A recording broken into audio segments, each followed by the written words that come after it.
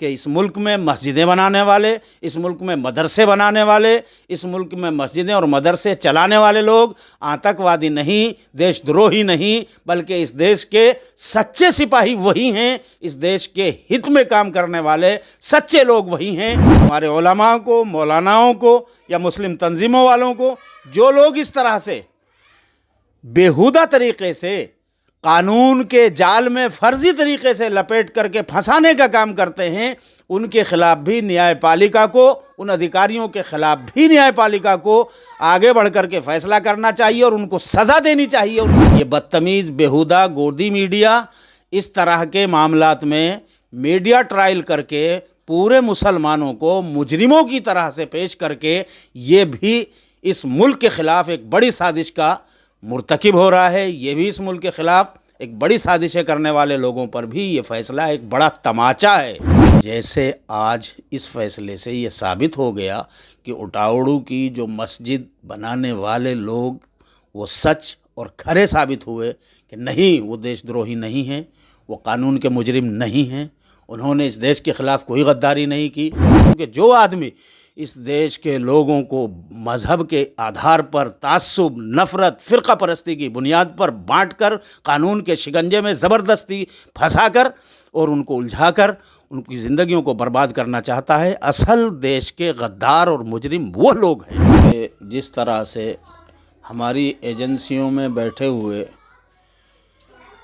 فرقہ پرست، متعصب اور دیش دروہ لوگوں نے مسلمانوں کو اور مولاناؤں کو، مذہبی اداروں کو، مسجدوں کو جس طرح سے ٹارگیٹ کرنا شروع کیا ہے کہ ہمارے قانونی پرکریا کے ذریعے کم سے کم اتنا تو ثابت ہوا کہ یہ لوگ بے ایمان ہیں، یہ لوگ فرقہ پرست ہیں، یہ لوگ اس ملک کے دشمن ہیں، اس ملک کے سنویدھان کے دشمن ہیں اور لوکتنتر کے دشمن ہیں۔ عبدالرحمن صاحب، ابھی ایک مسجد کا جو معاملہ تھا میوات میں، اٹاوہ کی اٹاور جگہ کی جو مسجد کی میوات میں ایک جگہ ہے، اس مسجد کو روک دیا گیا تھا اس کا کام، اور اس میں الزام یہ لگائے تھے کہ یہ آتنکواد سے فنڈنگ ہوتی ہے اور دوسرے ملکوں سے پیسہ آتا ہے، اور تمام طریقے کی دلیلیں وہاں پر دی گئی تھیں۔ حالانکہ عدالت نے پھٹکار لگاتے ہوئے اس پورے معاملے میں ان تمام لوگوں کو باعزت بری کر دیا ہے۔ کس طریقے سے دیکھ رہے ہیں اس میں آپ پورے معاملے میں؟ سب سے پہلے تو میں بری ہونے والے لوگوں کو مبارکباد دوں گا کہ ان لوگوں نے محنت کر کے، کوشش کر کے اپنے کیس کی صحیح سے پیروی کر کے عدالت میں انہوں نے سچائی کو عدالت کے سامنے پیش کر دیا، اور عدالت نے اس سچائی پر مہر لگاتے ہوئے ان کو بری کر دیا۔ تو اس کے لیے وہ لوگ مبارکباد کے بھی مستحق ہیں، اور اس لیے بھی مبارکباد کے مستحق ہیں کہ جس طرح سے ہماری ایجنسیوں میں بیٹھے ہوئے فرقہ پرست، متعصب اور دیش دروہ لوگوں نے مسلمانوں کو اور مولاناؤں کو، مذہبی اداروں کو، مسجدوں کو جس طرح سے ٹارگیٹ کرنا شروع کیا ہے کہ ہمارے قانونی پرکریا کے ذریعے کم سے کم اتنا تو ثابت ہوا کہ یہ لوگ بے ایمان ہیں، یہ لوگ فرقہ پرست ہیں، یہ لوگ اس ملک کے دشمن ہیں، اس ملک کے سنویدھان کے دشمن ہیں اور لوکتنتر کے دشمن ہیں۔ کیوں کہ یہ لوگ جھوٹے، انرگل، بیتوکے آروپ لگا کر اپنے قانونی اختیارات کا، اپنی قانونی پاورز کا مس یوز کر کے اس دیش کے انوسینٹ، بے قصور مسلمانوں کو قانون کی چکی میں پیس کر کے گناہ کر رہے ہیں، مسلمانوں کو پھنسایا جاتا ہے۔ اس سے یہ بھی ثابت ہوا کہ ہم لوگ جو بار بار اس آواز کو اٹھاتے ہیں کہ اس ملک کی ایجنسیوں میں، اس ملک کی سیاسی پارٹیوں میں تو پہلے سے ہیں، بہت پہلے سے ہے، اور دنیا اس کو تسلیم کرتی ہے، جانتی ہے، لیکن بدقسمتی یہ ہے کہ بہت دنوں سے اب اس ملک کی جو سیکورٹی ایجنسیاں، جو انٹیلیجنس ایجنسیاں، اور جو قانون اور انصاف کو نافذ کرنے والی اور لا اینڈ آرڈر کو نافذ کرنے والی ایجنسیاں اس ملک کی ہیں، ان میں بھی ایسے دیش ورودھی اور ایسے مسلم ورودھی، اسلام دشمن، مسلم دشمن، اس دیش کے دشمن، اس دیش کے سنویدھان کے دشمن، اس دیش کے قانون کے دشمن اور لوکتنتر کے دشمن افسر لوگ لابی جو ہے ایک بڑی مضبوط لابی ہو گئی ہے، جو آئے دن مسلمانوں کو، نہ صرف عام مسلمانوں کو بلکہ مذہبی طبقے کے مسلمانوں کو، اور اس میں بھی بڑے بڑے لوگوں کو، بڑے معتبر، بڑے معزز اور بڑے اہمیت والے لوگوں کو اس طرح سے ٹارگیٹ کر کے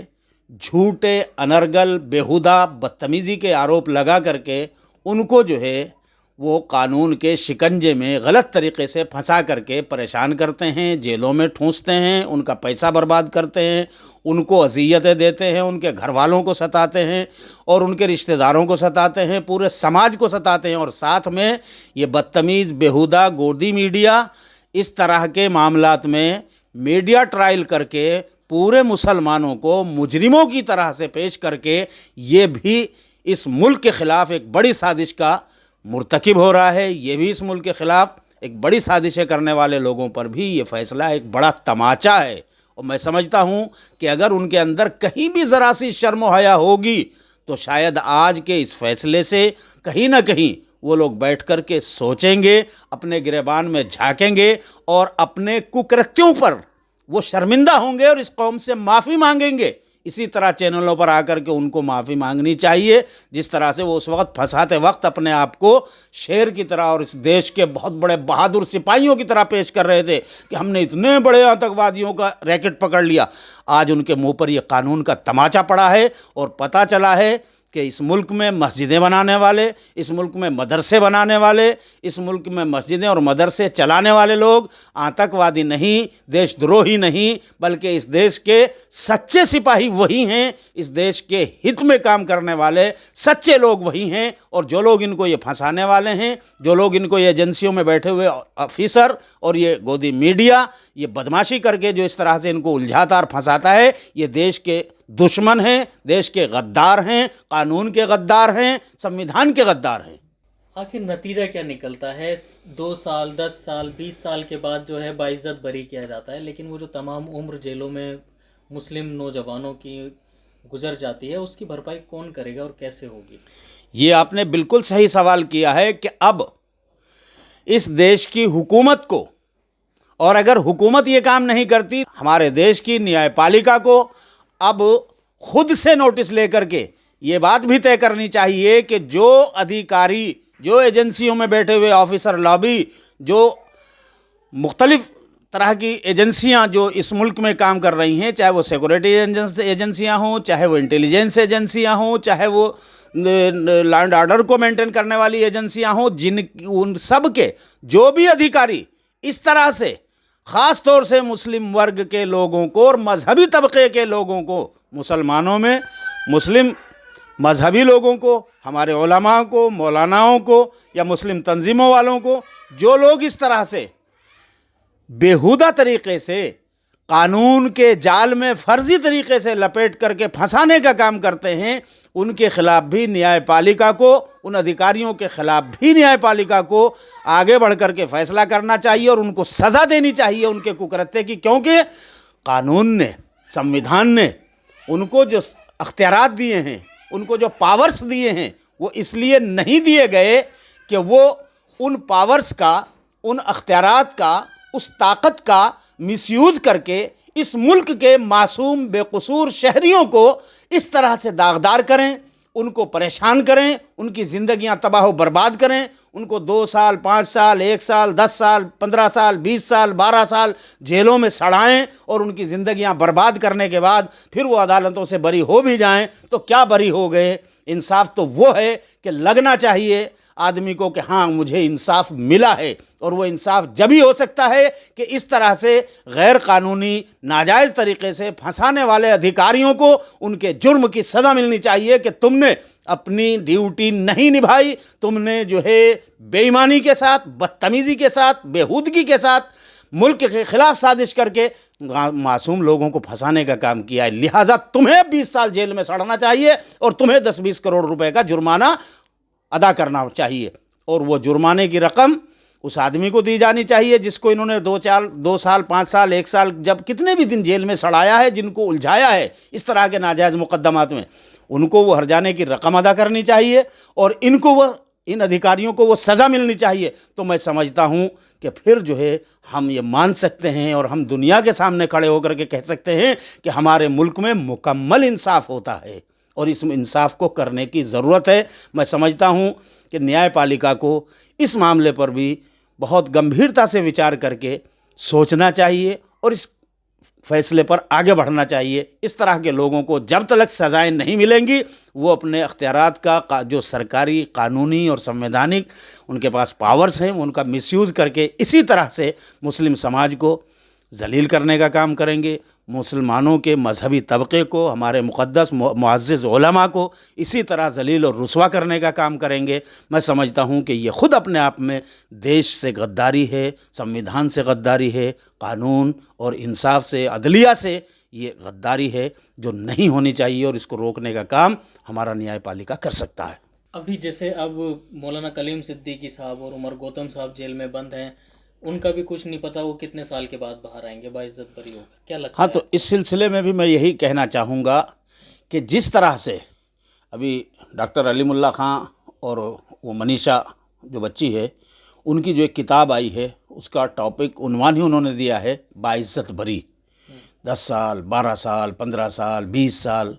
14 سال لوگ جیلوں میں کاٹ کر کے باعزت بری ہو کے آتے ہیں، تو یہ میں سمجھتا ہوں کہ یہ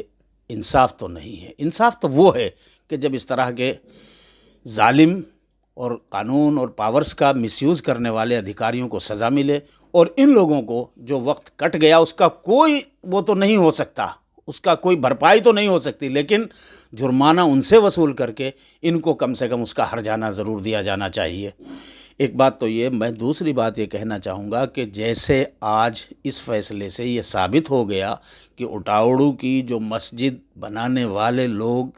وہ سچ اور کھرے ثابت ہوئے کہ نہیں، وہ دیش دروہی نہیں ہیں، وہ قانون کے مجرم نہیں ہیں، انہوں نے اس دیش کے خلاف کوئی غداری نہیں کی، بلکہ اس دیش کو تعمیر کرنے میں، اس دیش کے وکاس کرنے میں انہوں نے اپنا یوگدان دیا ہے۔ اگر وہ باہر ملک سے پیسہ لے کے آئے ہیں اور اس ملک میں لگا رہے ہیں،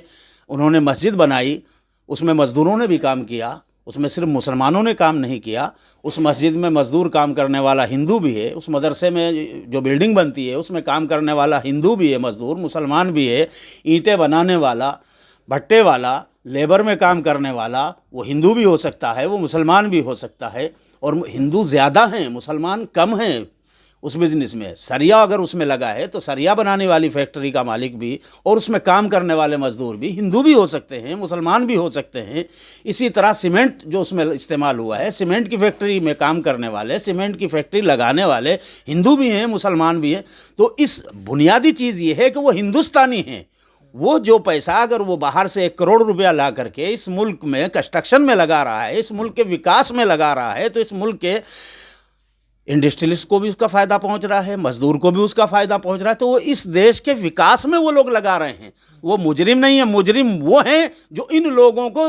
جبراً غیر قانونی طریقے سے سنویدھان سے غداری کر کے، قانون سے غداری کر کے، اپنے پاور سے غداری کر کے جو ان لوگوں کو مجرم بنانے کی